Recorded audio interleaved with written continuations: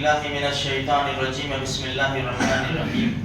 Film تجدوا ماء فتیمموا صعیدا طیبا فامسحوا بوجوہکم وایدیکم۔ دیکھو شب جمعہ ہے، نبی کریم صلی اللہ علیہ وسلم کا پاک ارشاد ہے کہ جس نے جمعہ کے دن سورہ کہف پڑھی اس ہفتے میں آنے والے ہر فتنے سے اللہ حفاظت کرے گا۔ ہمارے نبی فرماتے ہیں اگر دجال نکل جاوے تو دجال کے فتنے سے بھی اللہ حفاظت کرے گا۔ اس لیے سورہ کہف 15ویں پارے میں ہے، 24 گھنٹے ہمارے پاس ہے، جمعرات کی مغرب سے لے کر جمعہ کی مغرب تک ضرور پڑھے میرے بھائیوں، یہ ہمارے نبی نے بتایا ہے اور زبردست عمل ہے، انشاءاللہ فتنوں سے حفاظت ہو جائے گی۔ دوسرے نمبر کے اوپر ہے سورہ دخان 25ویں پارے میں صرف 3 رکوع ہے، نبی کریم صلی اللہ علیہ وسلم کا پاک ارشاد ہے جس نے جمعہ کے دن سورہ دخان پڑھی اللہ اس کے لیے جنت میں محل بنائے گا، ہر ہفتے جنت میں محل بنا سکتے۔ اور تیسرے نمبر کے اوپر درود شریف ہے، ہمارے نبی کے کروڑ احسانات ہیں، ہم ان کو بدلہ نہیں دے سکتے میرے بھائیوں۔ 2 کام کریں، ایک تو اپنی زندگی ان کے بتائے ہوئے طریقے پر گزاریں، اور دوسرے نمبر کے اوپر چلتے پھرتے اٹھتے بیٹھتے کام کاج کرتے ہوئے درود شریف خوب پڑھے خوب کرے۔ دیکھو کم سے کم ہمیں جو بتایا 300 مرتبہ درود شریف پڑھنا ہے ہمیں، 300 مرتبہ۔ تو کوشش تو کریں، چلتے پھرتے کام کاج کرتے ہو ہر حال میں ہم درود شریف پڑھ سکتے ہیں، اس لیے خوب درود شریف پڑھیں۔ اب مسئلہ یہ ہے کہ دیکھو جیسے نماز کے لیے وضو شرط ہے، پاکی شرط ہے، لیکن پانی نہیں ہے، یا تو پانی تو ہے لیکن ڈاکٹر حضرات نے منع کیا کہ آپ پانی کی ایک بوند بھی استعمال نہیں کر سکتے، نماز تو پڑھنی ہے۔ یا کسی جنگل میں ہے، پانی ہر طرف سے 1 میل دور ہے، 1.5 کلومیٹر دور ہے، بہت دور پانی ہے، اب پانی یا کنواں ہے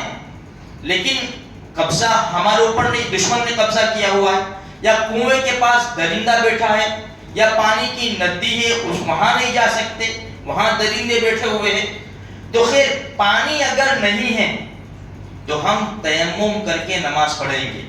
دیکھو تیمم سے ایسی ہی پاکی حاصل ہوتی ہے جیسے وضو اور غسل سے ہوتی ہے۔ اگر انسان ناپاک بھی ہو جائے، غسل کی حاجت بھی اس کو ہو جائے اور پانی استعمال نہیں کر سکتا وہ، یا اس کے پاس پانی نہیں ہے،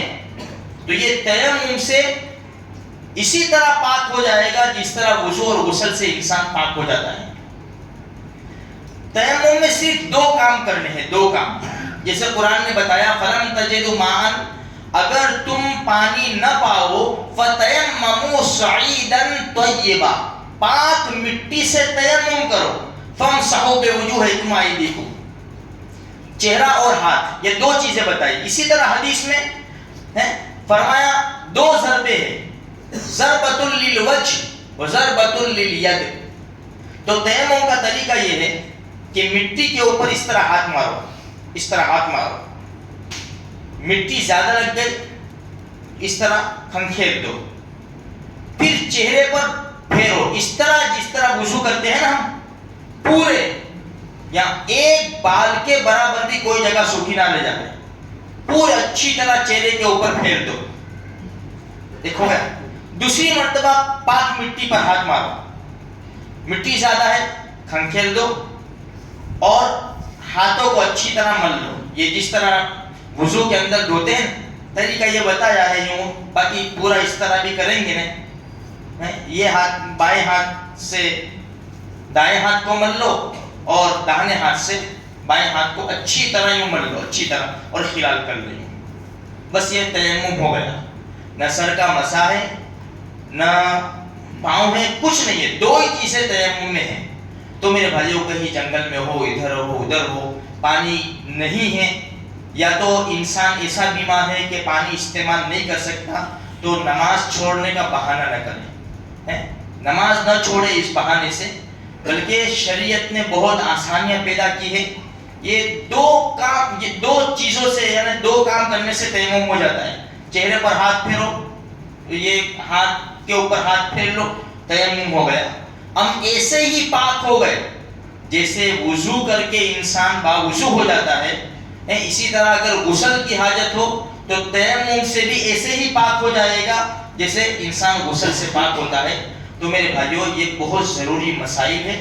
ہم اس کو ذہن میں رکھیں، اپنے دوست احباب کو بھی بتاوے، اپنے گھر والوں کو بھی بتاوے۔ انسان کو پتہ نہیں کون سی ضرورت پیش آ گئی یا بیماری آ گئی یا کسی اور جگہ انسان چلا گیا جنگل کے اندر جہاں پانی کی قلت ہے، یا روڈ کے اوپر جا رہا ہے، بالکل وقت نہیں ہے، اب نماز چلی جائے گی، اب پانی بھی نہیں ہے، تو روڈ کے اوپر سائڈ کے اوپر لگا کر تیمم کر کے انسان نماز پڑھ سکتا ہے۔ بہت آسان ہے۔ اللہ مجھے آپ کو سارے مسلمانوں کو نیک توفیق دے۔